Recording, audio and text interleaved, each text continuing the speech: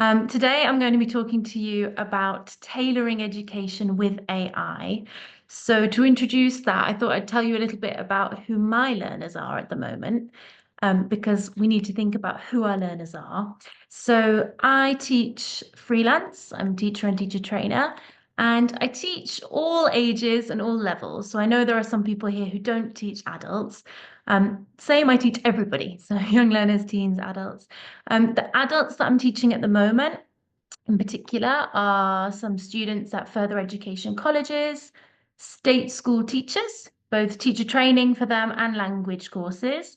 I teach in companies, so I've got some sales reps, for example. So a lot of varied contexts. And what we're going to look at today, so we're going to think about how we can personalize learning and how we can use AI to help with that. We're going to think about some of the benefits and drawbacks of using AI, and I'm going to propose some practical activities for you. One thing that I'm not going to do is to tell you which are the best AI tools you should use. So I'm sorry if that's what you came for, but I'm only going to focus on a couple of tools, and it's not about which tools, but why and how we can use them. I'm also not going to tell you that AI is always the best option for you. I think it's really important to think critically about whether we should use AI and what for. Okay, so just a little warning there. You're not just going to get a list of tools that you should use. Okay, so why are we talking about AI so much at the moment? Well, it's really revolutionizing education, and in fact, language learning in particular, because research has found that language learning is the area of education in which AI is being integrated the most of all the areas. And so I think that's because, with AI, we can generate language, we can translate, and we can interact above all. So before we dive into all the ideas, I just wanted to do a quick poll. So if we can launch the poll, I wanted to find out a bit about whether you use AI. So there you go. You've got an AI tools poll there. You can choose your answer. Okay. Oh, it's quite across the board. So you can see some people that have never used AI tools before, some a little bit, some are using them all the time. So you might be experts already, but maybe we can think of some new ideas for using them to personalize. Okay, perfect. So um, I'm going to show you some data. Here we can see the kind of AI tools that teachers are using, what they're using them for. So many teachers who say that they use AI tools, in particular, use them for creating materials and for helping learners to practice using English. And this data comes from a really interesting study by the British Council on AI in language education. So if you want more details, I'd go and have a look at that. Um,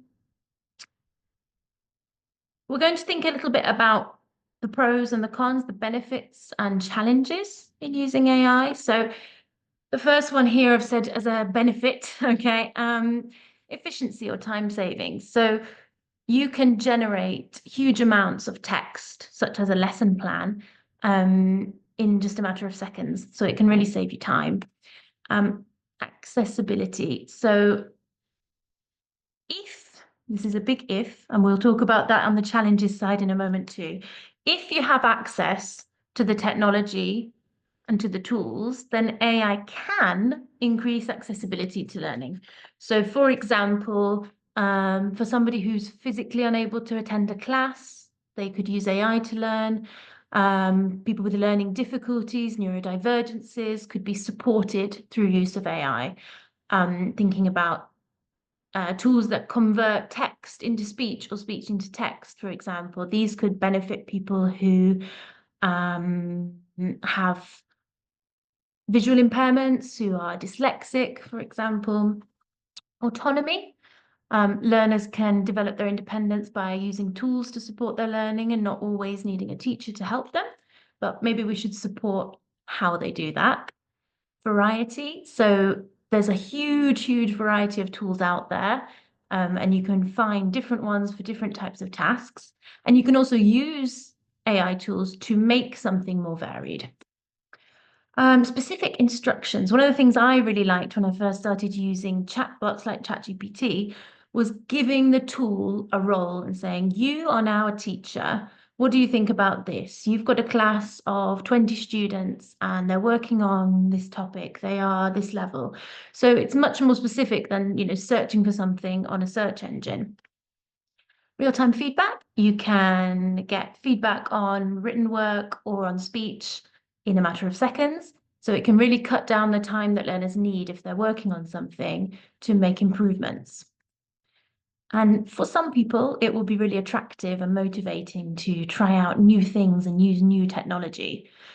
For some people, it might not. For some people, it might be scary or daunting. So that's also something to bear in mind. And if we think now about some of the challenges, the first one I've said here is technology flaws. So technology is not perfect. It might malfunction. There might be poor internet connection. So we can't always depend on it. And on the same line here, accessibility, I said before, if.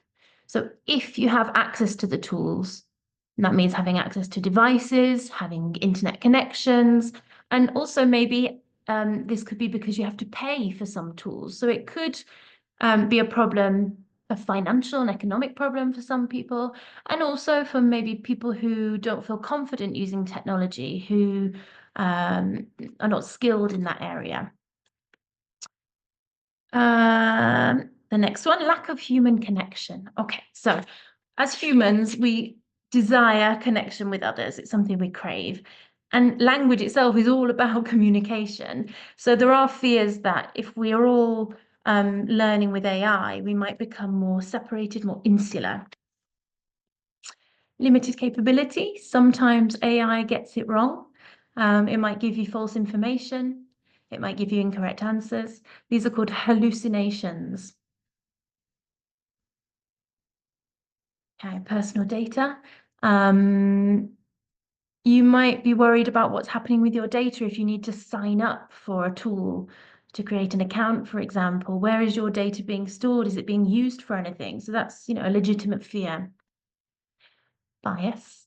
So bias in AI happens because the AI systems are trained on data, and that data comes from humans, and so it has the same biases that our society has.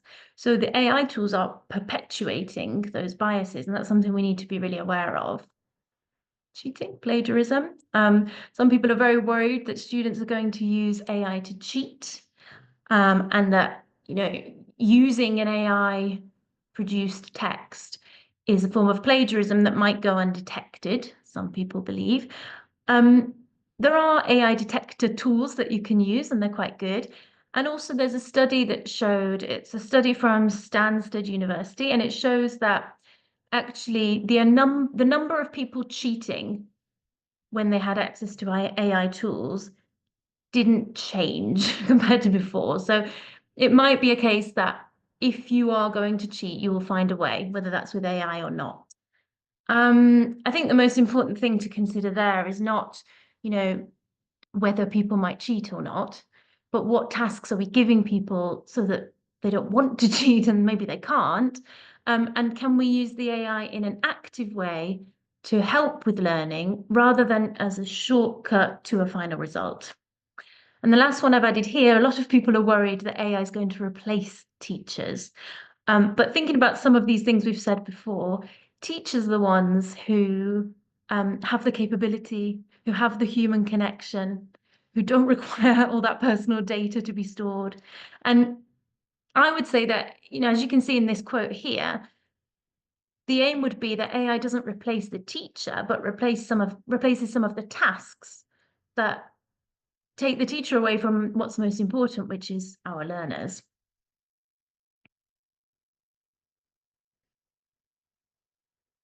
Okay, so we're going to talk about personalizing learning. And what does that mean? So can you maybe add just some key words in the chat for what you think personalizing learning means?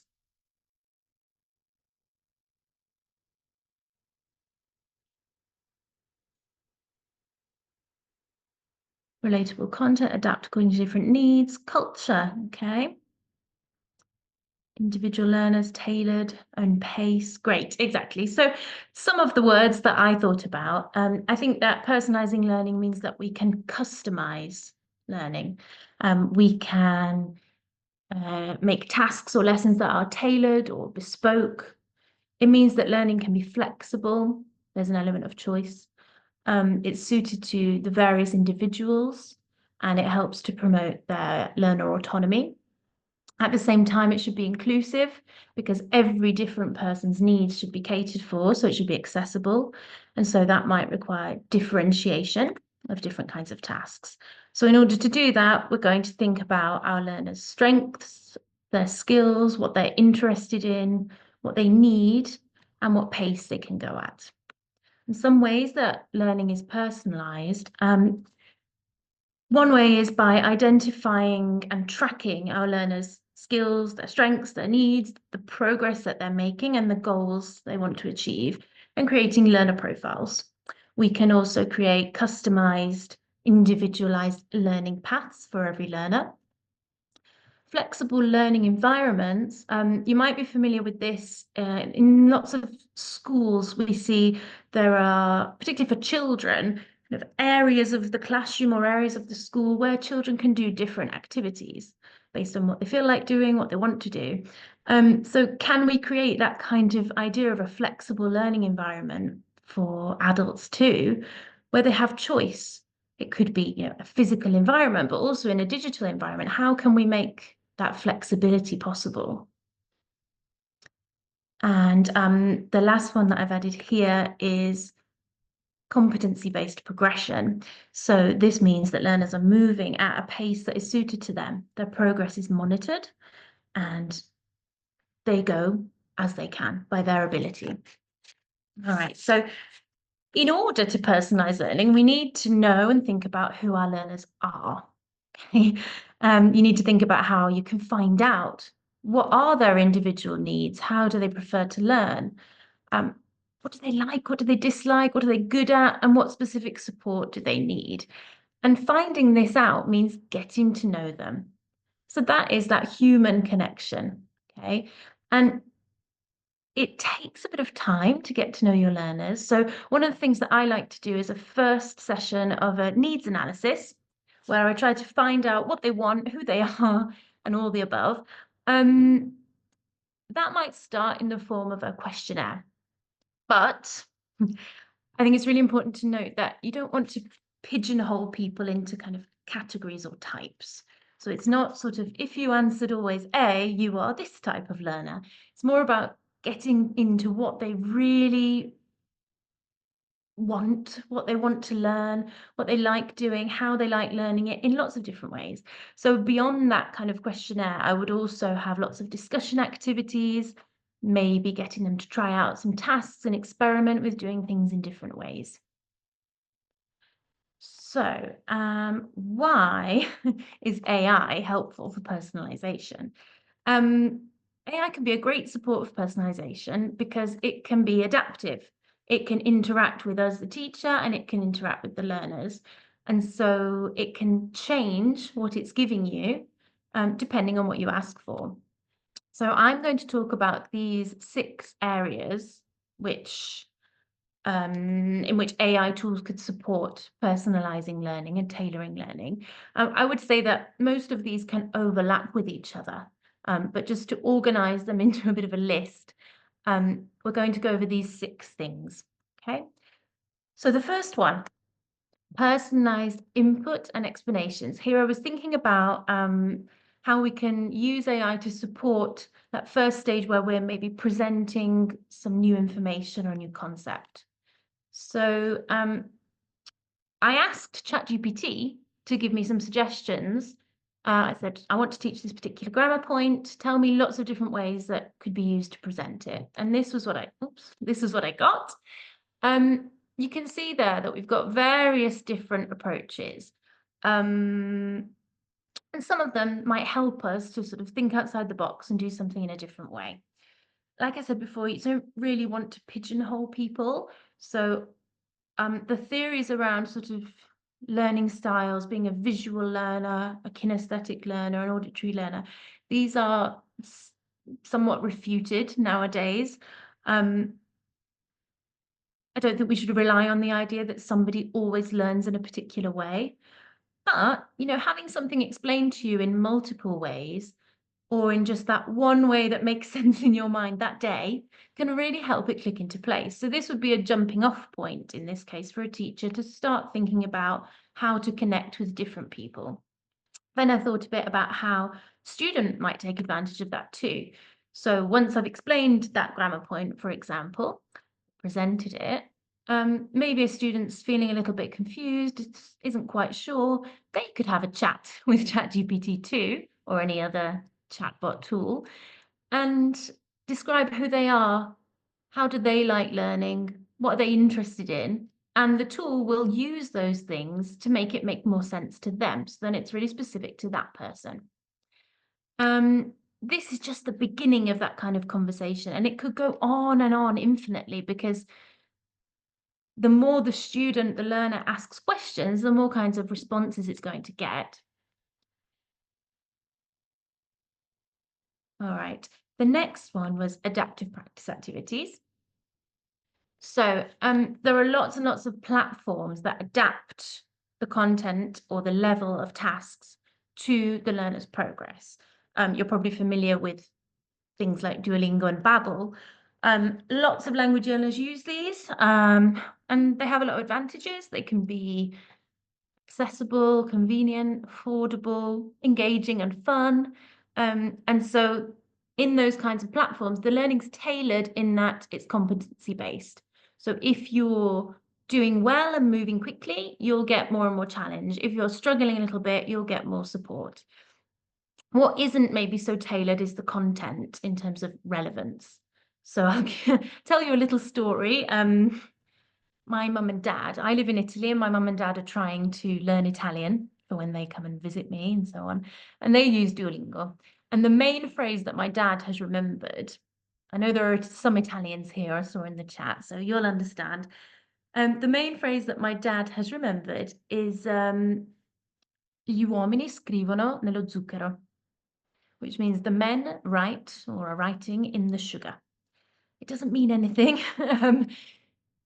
As an Italian speaker, I know what language point they were trying to teach with that, but it doesn't really have a lot of meaning for him. So it's not so individualized as to be useful for him.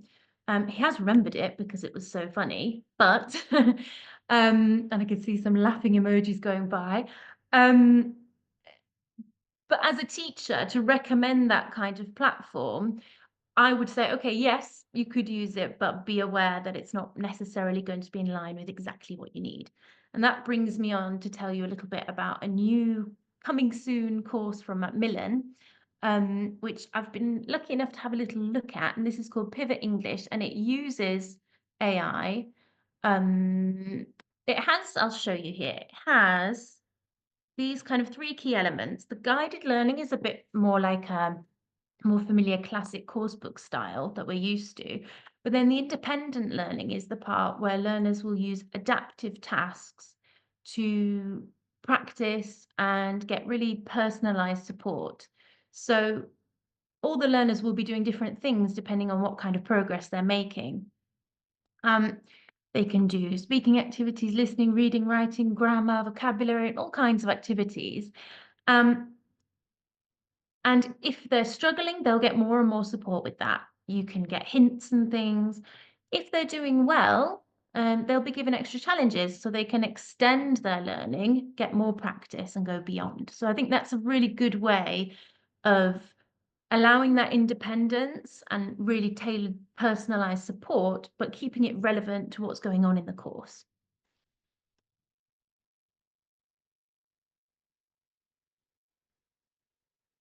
Okay.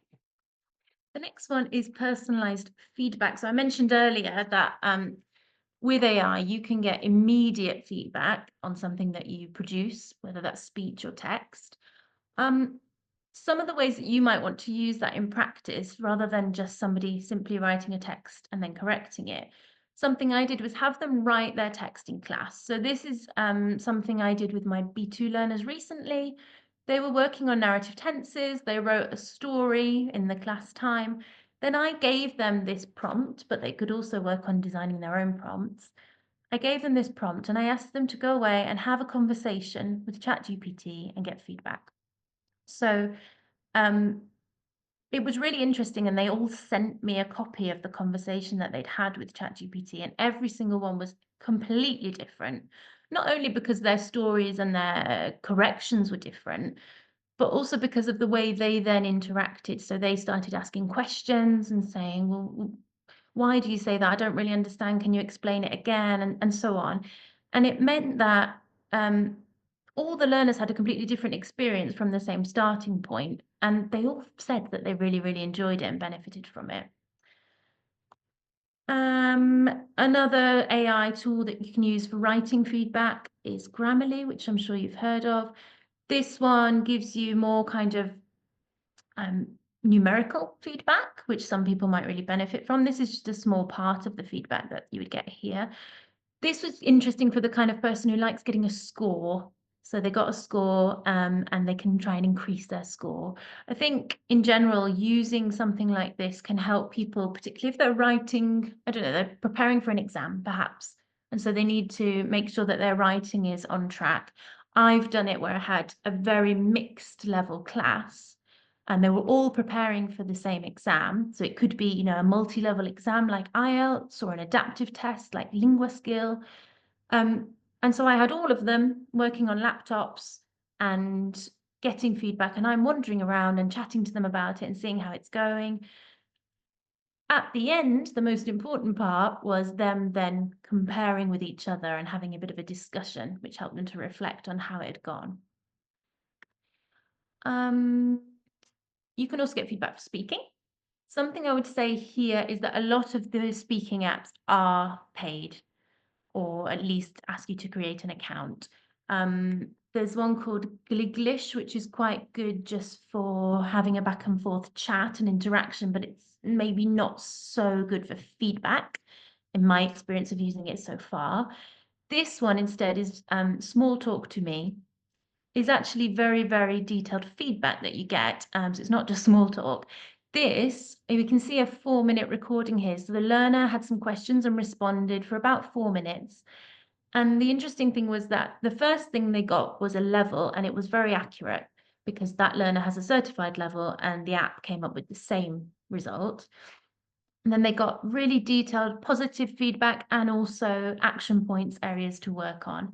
It came up with specific words that they used and alternatives to make their vocabulary more varied. So that could be a really good tool for learners who feel like they want more practice speaking, but they don't have a lot of opportunities. Okay, and as we said earlier, AI could be a time saver for us as teachers, but I'm not suggesting that you just put all your students' work into ChatGPT and have it correct it for you. But maybe you can take ideas from that. So something I did, a student wrote an essay for me. I thought about the feedback that I wanted to give, and then I thought I'd compare it with ChatGPT.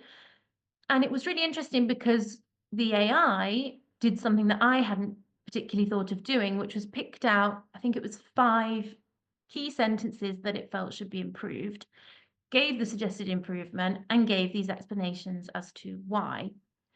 I then, as the teacher, didn't just hand that over to the student. I gave her the first one, and then for the others, I gave her the sentence and the suggested improvement, but I asked her to reflect on the why and to talk about it with me. So that gave me an idea that maybe I wouldn't have thought of before.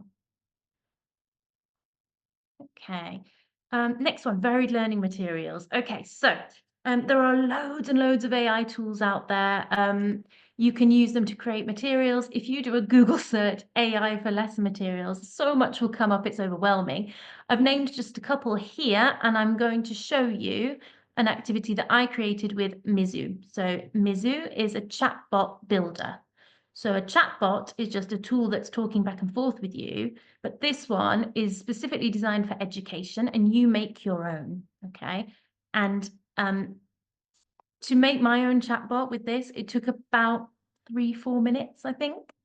So I started off with my objective, and it could be absolutely anything, but this was the objective that I wanted my students to reach.